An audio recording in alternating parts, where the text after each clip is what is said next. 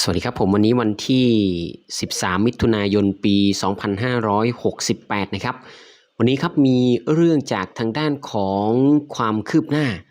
ครม.ครับไฟเขียวงบกลาง 1.3 พันล้านบาทนะครับช่วยเกษตรกรนะอันนี้ก็เป็นอีกหนึ่งข่าวที่เรียกว่าติดตามกันอย่างต่อเนื่องเลยนะครับครม.ครับไฟเขียวงบกลาง 1.3 พันล้านบาทช่วยเกษตรกรผู้ประสบภัยปี67เพิ่มเติมนะเมื่อวันที่10ครับมิถุนายนปี68นายอนุกูลรองโฆษกประจำสำนักนายกรัฐมนตรีเปิดเผยว่าคณะรัฐมนตรีอนุมัติงบประมาณรายจ่ายประจำปีงบประมาณพศ68งบกลางนะครับรายการเงินสำรองจ่ายกรณีฉุกเฉินหรือจำเป็นครับวงเงินอยู่ที่ 1,309.76 ล้านบาทเพื่อดำเนินการแผนงานหรือโครงการฟื้นฟูเกษตรกรผู้ประสบอุทกภัยปี 2567 เพิ่มเติมประกอบไปด้วยนะครับ 1. โครงการฟื้นฟูเกษตรกรผู้ประสบอุทกภัยปี67วงเงินอยู่ที่ 848.66 ล้านบาท 2. ครับโครงการฟื้นฟูเกษตรกรผู้ประสบอุทกภัยภาคใต้ปี 2567วงเงินอยู่ที่ 461.10 ล้านบาทตามที่กระทรวงเกษตรและสหกรณ์นะครับทางด้านของนายอนุกูลกล่าวว่าคณะรัฐมนตรีมีมตินะครับผมวงเล็บ5พฤศจิกายนปี67อนุมัติงบประมาณปี68งบกลางนะครับรายการเงินสำรองจ่ายเพื่อฉุกเฉินนะฮะโครงการดังกล่าวที่แบ่งปันไป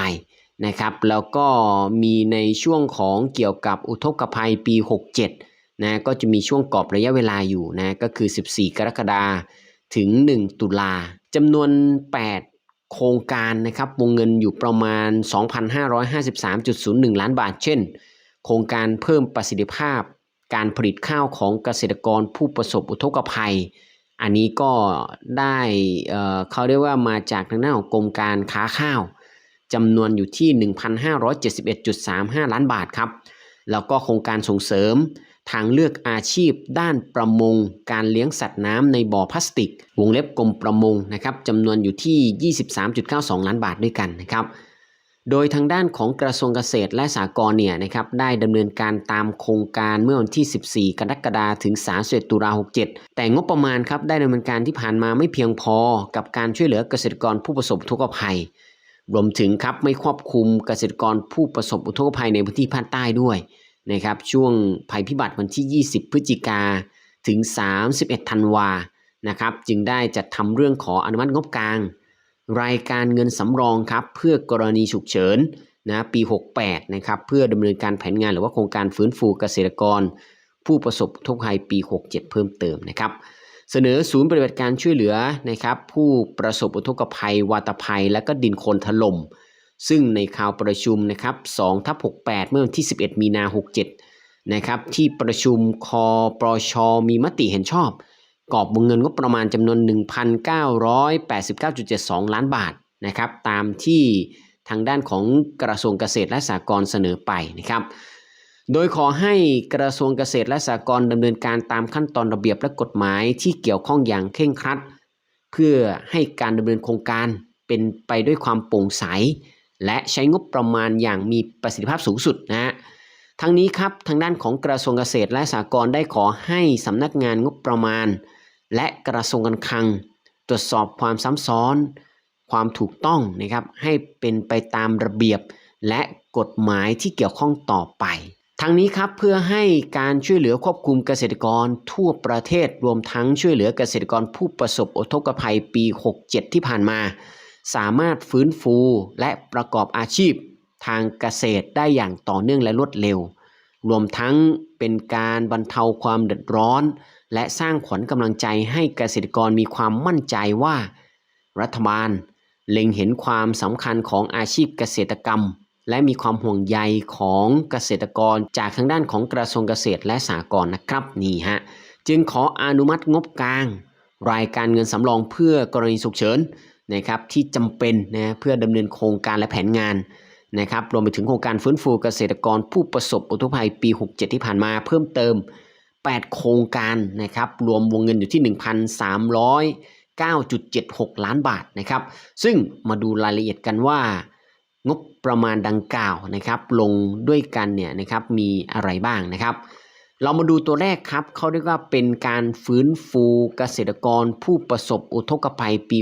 67อันนี้มี2โครงการด้วยกันซึ่งก็จะมีโครงการเพิ่มประสิทธิภาพการผลิตข้าวของเกษตรนะครับผู้ประสบอุทกภัยจะมีงบประมาณ 820.21 ล้านบาทโครงการส่งเสริมนะครับทางเลือกอาชีพด้านประมงการเลี้ยงสัตว์น้ำในบ่อพลาสติกนะครับจำนวนงบประมาณอยู่ที่ 28.45 ล้านบาทนะครับนี่โครงการแรกเป็นการฟื้นฟูเกษตรกรผู้ประสบอุทกภัยปี 67 ที่ผ่านมานะครับอันที่2เนี่ยเป็นการฟื้นฟูเกษตรกรผู้ประสบอุทกภัยในภาคใต้ปี 67นะครับเขามีอยู่ด้วยกัน6โครงการเลยรวมเงินทั้งหมดใน6โครงการเนี่ยอยู่ที่ 461.10 ล้านบาทประกอบไปด้วยอะไรบ้างเรามาไล่เรียงพร้อมๆกันนะครับ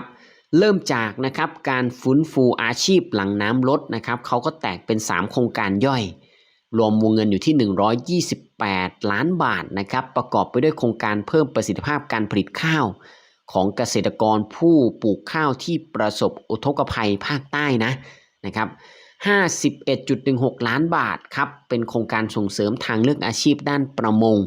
นะเพื่อฟื้นฟูผู้ประสบอุทกภัยภาคใต้นะครับ 62.40 ล้านบาทครับเป็นโครงการฟื้นฟู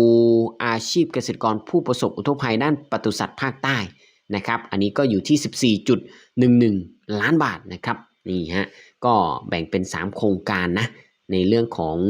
การฟื้นฟูนะครับช่วยเหลือผู้ประสบอุทกภัยภาคใต้นะครับต่อมาครับมีการฟื้นฟูพื้นที่เกษตรกรและซ่อมแซมเครื่องจักรกลการเกษตรอันนี้ก็แบ่งเป็น2โครงการรวมวงเงินที่ 231.05 ล้านบาทครับประกอบไปด้วยโครงการฟื้นฟูพื้นที่เกษตรกรและปรับเปลี่ยนการผลิตตามแผนที่เกษตรนะครับเพื่อการบริหารจัดการเชิงรุกในพื้นที่ที่รับผลกระทบนะครับอุทกภัยภาคใต้ปี 67งบประมาณที่ 33.25 ล้านบาทนะครับโครงการสกัดการระบาดของโรคแมลงศัตรูพืชและการสนับสนุนพันธุ์พืชและปัจจัยการผลิตเพื่อช่วยเหลือเกษตรกรนะที่ประสบอุทกภัยภาคใต้ปี 67/68 งบรวมอยู่ที่ 197.80 ล้านบาทนะครับต่อมาครับก็จะมีมาตรการนะครับที่ช่วยลดภาระหนี้นะซึ่งเป็นหนี้สินของสมาชิกสถาบันเกษตรกรวงเล็บกรมส่งเสริมสหกรณ์นะครับก็มี1โครงการแต่ว่าก็มี2กิจกรรมย่อยแยกปีกย่อยเยอะมากรวมวงเงินอยู่ที่ 102.05 ล้านบาทประกอบไปด้วยกิจกรรมที่1ครับการชดเชยดอกเบี้ยเงินกู้ให้แก่เกษตรกรสมาชิกสหกรณ์กลุ่มเกษตรกรที่ประสบอุทกภัยภาคใต้ปี 67อันนี้มีงบประมาณรวม 52.05 ล้านบาทกิจกรรมที่2ครับชดเชยความเสียหายของทรัพย์สินของสหกรณ์หรือว่ากลุ่มเกษตรกรที่ได้รับผลกระทบจากอุทกภัยภาคใต้ปี 67งบประมาณรวม50ล้านบาทนะครับทั้งนี้ครับสปง.ได้นำเรื่องดังกล่าวเสนอนะครับนายกรัฐมนตรีให้พิจารณาโดยนายกรัฐมนตรีเห็นชอบให้กระทรวงเกษตรและสหกรณ์ใช้จ่ายงบประมาณนะครับรายจ่ายประจำปีงบประมาณปี 68งบกลางนะครับรายการเงินสำรองดังกล่าวนะครับภายในวงเงินที่ 1,309.76 ล้านบาทเพื่อเป็นค่าใช้จ่ายในการดำเนินโครงการฟื้นฟูเกษตรกรผู้ประสบอุทกภัยปี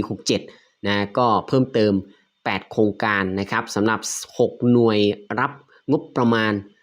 เพิ่มเติมครับจำนวน8โครงการสำหรับ6หน่วยรับงบประมาณและก็ขอให้กระทรวงเกษตรและสหกรณ์ครับพิจารณาดำเนินการดังต่อไปนี้นะครับ 1. ให้กระทรวงเกษตรและสหกรณ์จัดทำรายละเอียดหลักเกณฑ์และวิธีดำเนินการหรือว่าดำเนินงานเนี่ยโดยคำนึงถึงการประกาศเขตพื้นที่ประสบสาธารณภัยหรือเขตการให้ความช่วยเหลือผู้ประสบภัยพิบัติในกรณีฉุกเฉินจำนวนพื้นที่ให้ความช่วยเหลือเกษตรกรที่เพาะปลูกหรือทำการเกษตรและหลักเกณฑ์การใช้จ่ายเงินทดลองราชการนะครับเพื่อช่วยเหลือผู้ประสบอุทกภัยกรณีฉุกเฉินด้วยนะครับตามความจำเป็นที่เหมาะสมสอดคล้องกับข้อเท็จจริงตลอดจนการกำหนดกลไกในการตรวจสอบในรูปแบบของคณะกรรมการระดับต่างๆด้วยความรอบคอบครับแล้วก็เป็นไปตามขั้นตอนของกฎหมายระเบียบข้อบังคับและมติคณะรัฐมนตรีที่เกี่ยวข้องด้วย รวมไปถึงให้หน่วยงานนะครับรับงบประมาณที่เกี่ยวข้องเร่งจัดทำแผนปฏิบัติงานและแผนการใช้จ่ายงบประมาณเพื่อขอทำความตกลงในรายละเอียดกับสงป.ตามขั้นตอนถัดไปครับอันนี้ก็ขอบคุณทางด้านของเว็บไซต์รัฐบาลด้วยเพราะฉะนั้นนะครับงบดังกล่าวได้มีการอนุมัติเป็นที่เรียบร้อยแล้วนะครับสำหรับในเรื่องของเงินช่วยเหลือภาคเกษตรกรในครั้งนี้นะครับผมก็อย่างที่บอกไปครับว่าจะต้องดูแผนการกำหนดต่างๆเสร็จแล้วนะครับผมก็จะระบุมาว่าเริ่มนะครับแต่ละพื้นที่หรือแต่ละจังหวัดในเขตพื้นที่ตามเขาเรียกว่าเป็นการช่วยเหลือเกษตรกรผู้ประสบอุทกภัยนะครับปี67ดังกล่าวเนี่ยเริ่มจังหวัดไหนอย่างไรนะครับแล้วก็โอนเข้าสู่บัญชีเกษตรกรได้เมื่อใดนะอันนี้ก็เดี๋ยวเราจะนำมาอัปเดตแบ่งปันให้กับทุกท่านได้รับทราบเพิ่มเติมกันอีกครั้งหนึ่งแล้วกันนะครับอันนี้ก็เป็นความคืบหน้าหลังจากที่ครม.ไฟเขียวนะครับช่วยเหลือเกษตรกรเพิ่มเติมมาเป็นที่เรียบร้อยแล้วนะครับผมครั้งต่อไปก็คิดว่าน่าจะมีการระบุในเรื่องของการโอนเงินแล้วล่ะนะครับผมอันนี้ก็เป็นในช่วงของการจัดทำรายละเอียดและก็การอนุมัติโครงการภาพประมาณนี้นะครับขอบคุณมากสำหรับการติดตามชมครับครั้งหน้ามีรายละเอียดอะไรเพิ่มเติมเราจะนำกลับมาแบ่งปันอัปเดตให้กับสมาชิกทุกท่านรับทราบความคืบหน้าต่างๆเพื่อเป็นประโยชน์นะให้กับสมาชิกทุกท่านเพื่อไม่พลาดสิทธิ์สิ่งที่ท่านควรได้นะครับผมแล้วพบกันใหม่ในครั้งต่อไปวันนี้ขอให้ท่านโชคดีและมีความสุขครับสวัสดีครั